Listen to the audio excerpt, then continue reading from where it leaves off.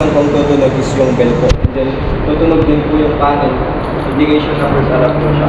Then, since first alarm po, hindi po magre-register yung tubig. Ang second alarm naman po, low pressure po yung hangin po dito sa piping na po dito. So, dito natin titignan yung pressure po ng hangin. So, ang naka-standard po sa atin is naka 40 PSI po. So, pagka nag-drop po siya ng 30, pagkakatin po yung compressor po natin para i-maintain po yung air pressure dun sa piping po natin.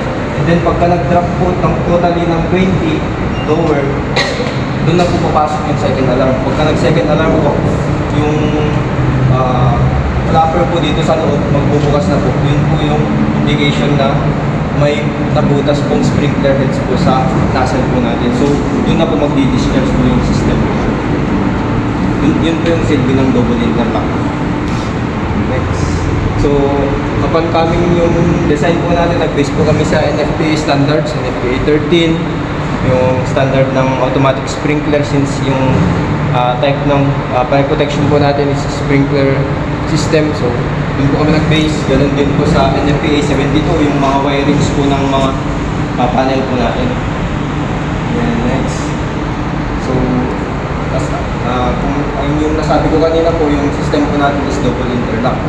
So, hindi po siya mag-cause ng false alarm. Kasi pagka false alarm po, kung may false alarm po, pag detection lang po ng smoke detector, hindi pa po siya po sa i-discharge po. So, kailangan pa po siya second alarm. So, ito po yung parang piping layout or schematic diagram po ng system po natin. So, may dalawang level po yung system po natin. This part po, sa lower part is water-based po. And then sa taas po is dry pa po siya. So, hanggang dito lang po yung tubig once na pressurize na po natin yung system. So, ang pag-operate naman yung pag-pressurize ng system po ay i-close lang po natin to, butterfly valve. And then, papasok. Pagka pumasok na po yung tubig, open po natin to para dumaan po yung tubig dito. And then push lang po natin to para makapunta yung tubig dito sa loob para i-press niya po yung flapper po ng loob ng deluge valve po. And then next po, papahanginan na po natin ng 40 PSI para yung piping natin sa taas ma-maintain po yung pressure po. So, ano yung type ng fire protection po natin? So, consider pa po siya as water-based fire protection under sprinkler po. So, sa different fire protection naman po natin, yung mga clean agent, yun po yung mga gaseous. So, itong type po ng sprinkler po natin ay water-based po. Next. Ito naman po yung electrical components ng system po natin. So, nandyan po yung panel, ito po yung pinaka-brain ng system po natin. And then, ito po yung detector, then abort, manual pull, bell, and horn stroke po. So, pagka naka-detect po yung smoke detector po natin, tutunog po si bell po. And then, pagka depressure po yung sprinkler heads po natin, katulad po nito may puputok pong sprinkler heads, tutunog naman po si horn stroke. So, ang function naman po ni abort, pagka nag-second alarm na po, pwede natin i-reset yung countdown pagka nag-30 seconds po. So, pagka nag-down to 10 seconds, 8 seconds, mga ganun po, pwede natin i-push and hold para po mag-reset ng 30 seconds. And then, check po natin yung area if may possible po na sunog o wala. So, sa manual pull naman po, kung may sunog na po, pwede na po natin siyang manual pull kaagad para hindi na po kumalat po yung sunog. Next. Pagka naman po, ang gagawin pagka first alarm po, so pagka nag first alarm po, ang tutunog po ay yung bell, yun po yung indication po natin.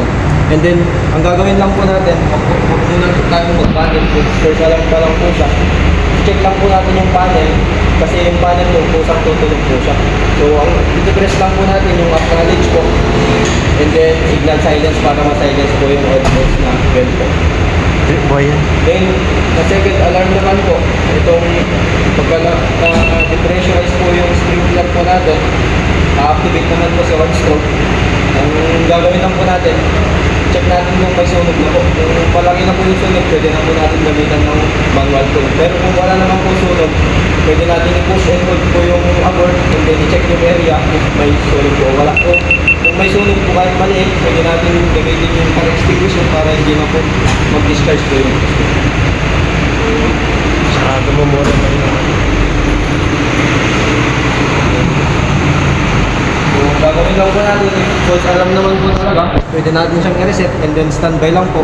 Tignan lang po natin yung panel if may trouble pa po yung mismong kwarto po natin at may sunog po. So if wala naman, pwede natin siyang i-reset, then check lang po, standby lang po natin yung panel. For the time being, it's on. Madalas po for interview.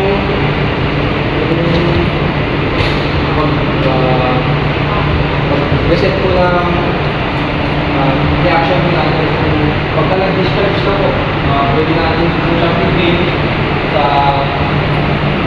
tubig po.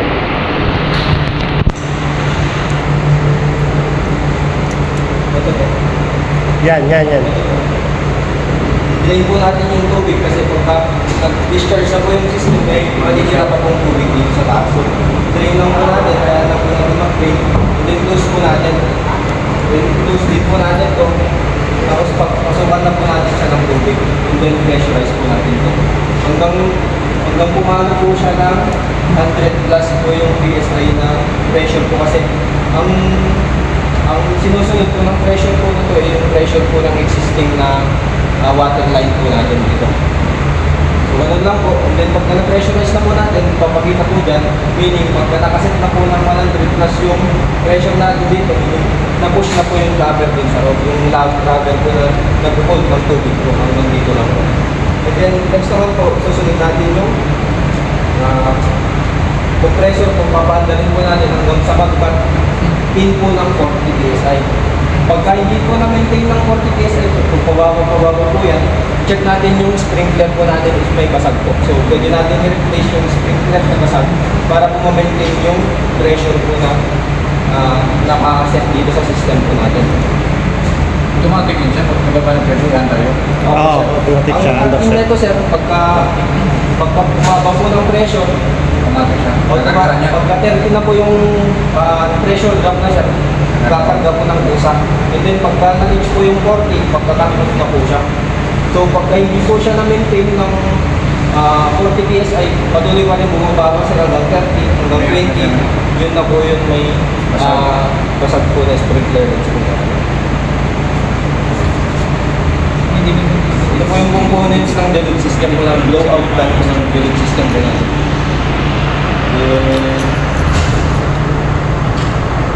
Ito naman po yung summary inspection.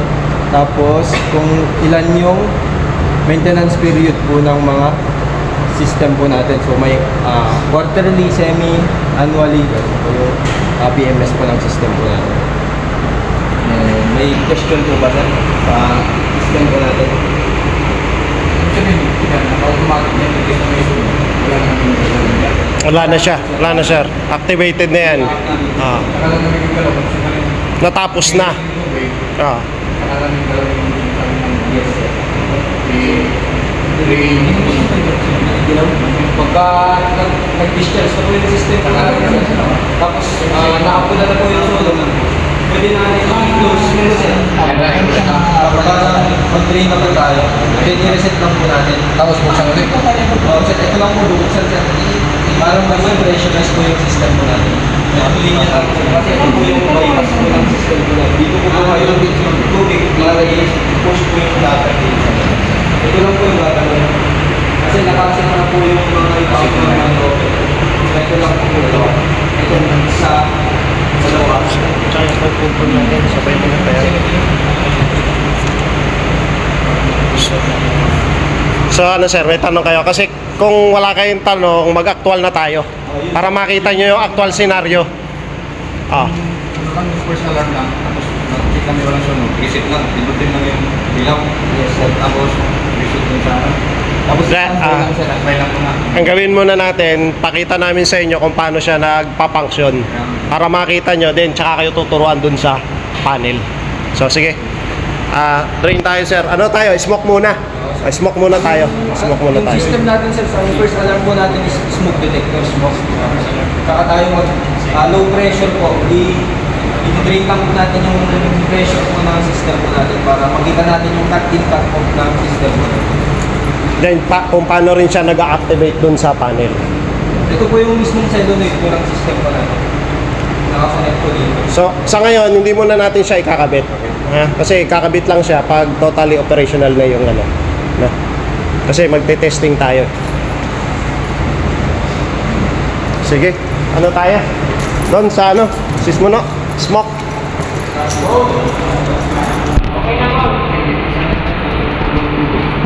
Yung pang-spray, yun nasan? Tayo ng smoke detector. Para dito sa pre-action. Testing ng smoke detector, okay. Sige na, spray.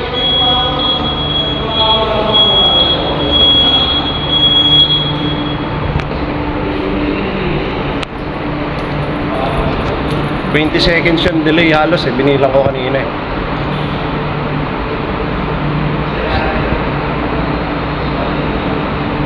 Okay lang na, mamaya-maya na, 20 seconds inaabot